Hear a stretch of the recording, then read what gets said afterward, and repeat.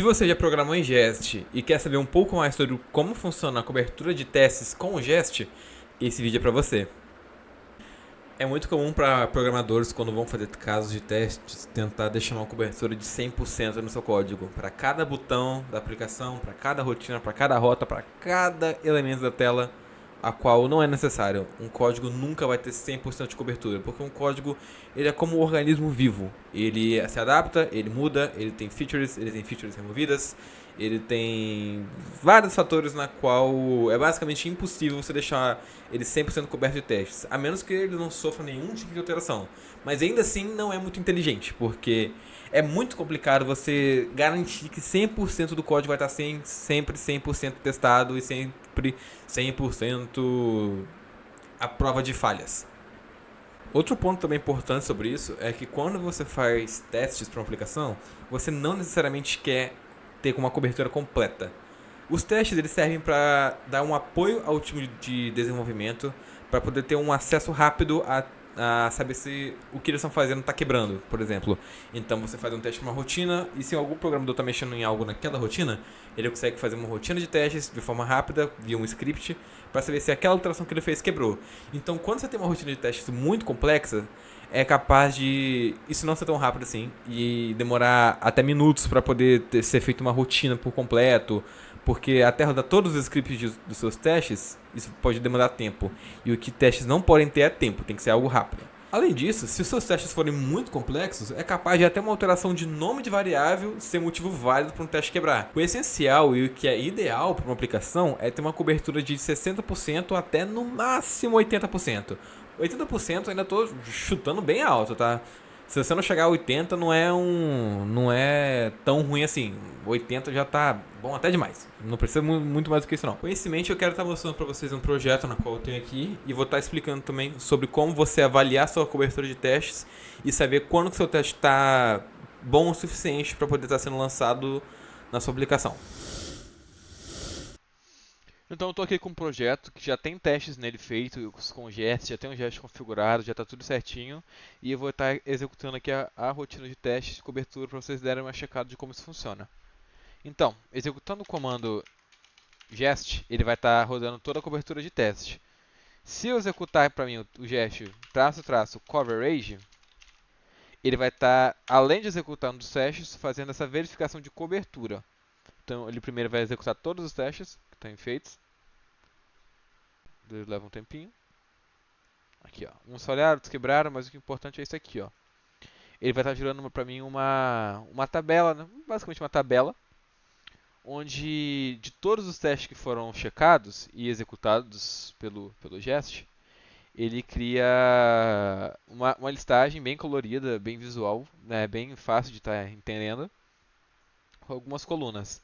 Só para deixar claro, essa cobertura aqui ela é feita ela é feita baseado numa variável que você coloca dentro da configuração do Jest, collect coverage from, e aí que você passa o caminho na qual você quer que ele faça toda essa cobertura. Então aqui eu estou falando no diretório raiz, dentro de source, components, todos os arquivos de todas as pastas que tenham .js, .ts, .jsx, enfim, todos esses formatos de arquivo.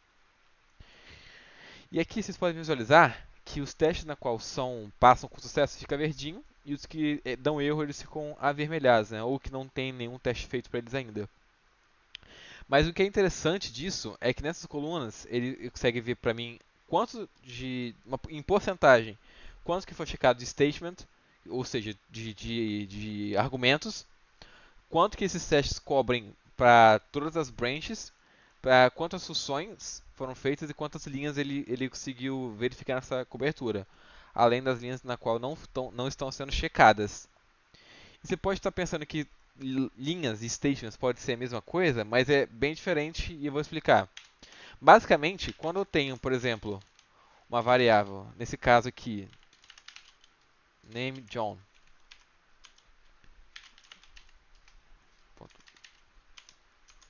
esse aqui é um exemplo na qual eu tenho dois statements em uma linha.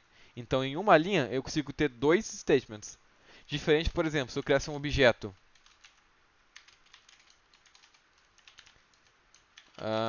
da mesma forma.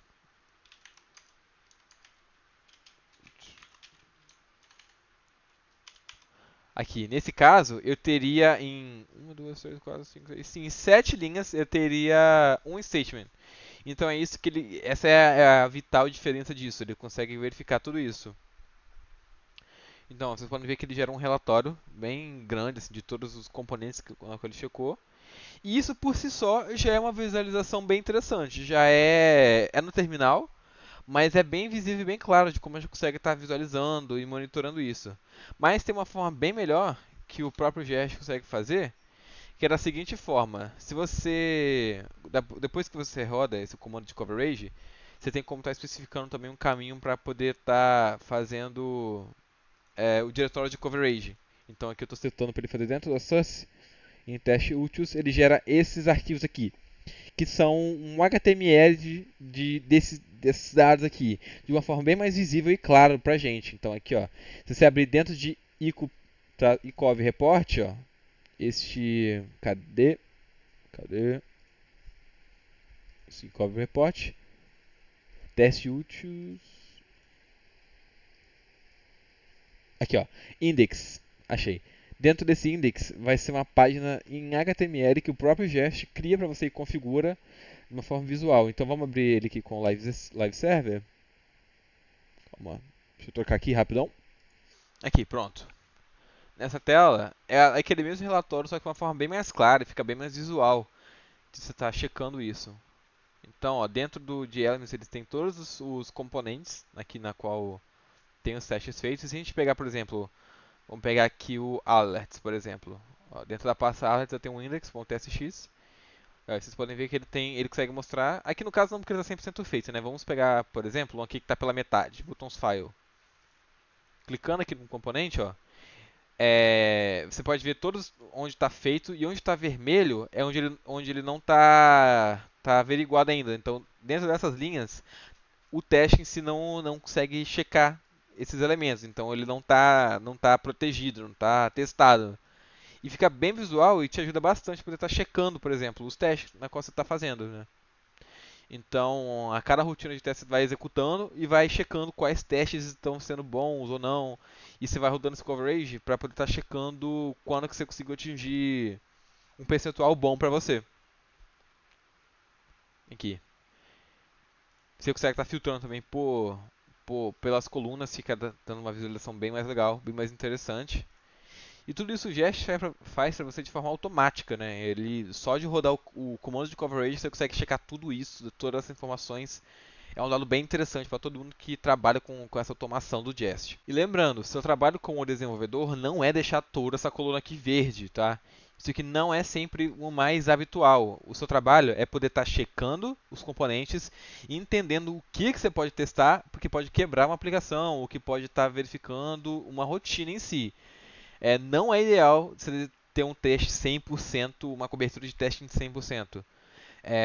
Faz parte também de um desenvolvedor ter essa expertise de entender o que ele vai testar e o que ele pode estar dentro dessa cobertura. O importante é você ter o máximo de casos de teste possível averiguado. Então, não necessariamente você quer testar seu código todo, ter tudo 100% checado, entendeu? Você quer ter por volta de 60% a 80%. Isso inclui tanto os componentes, tanto para o código como um todo. Então, nesse caso aqui, ó, eu tenho 23% testado, está longe, está sendo ideal, mas aqui está em andamento ainda. Mas, tipo assim, você vê que tem bastante coisa testada, tem bastante coisa que não tá, que tem que ser mexida, mas você tem que estar também sabendo averiguar o que você quer testar e o que você quer que entre nessa cobertura. Porque talvez você deixando muita coisa dentro dessa cobertura, acaba limitando o seu tempo e deixando os seus testes cada vez mais lerdos e atrasados. Um conselho que eu dou é tentar chegar a mais ou menos 50 a 60% de cobertura nos seus testes. Para sites estáticos, isso é muito mais do que necessário. Para plataformas na qual tem constante mudanças, que trabalham com várias páginas e várias camadas, você tenta alcançar até 70%. 80% eu acho que é até demais. Você não precisa chegar em 80%. Mas tendo seus casos de teste seus testes, né, em até 60% de cobertura, já está ideal, já está legal. No mais é isso. Se esse vídeo foi interessante para você, espero ter ajudado, espero que tenha dado uma clareza para você a poder estar dando uma olhada nos seus testes. E é isso. Valeu, gente.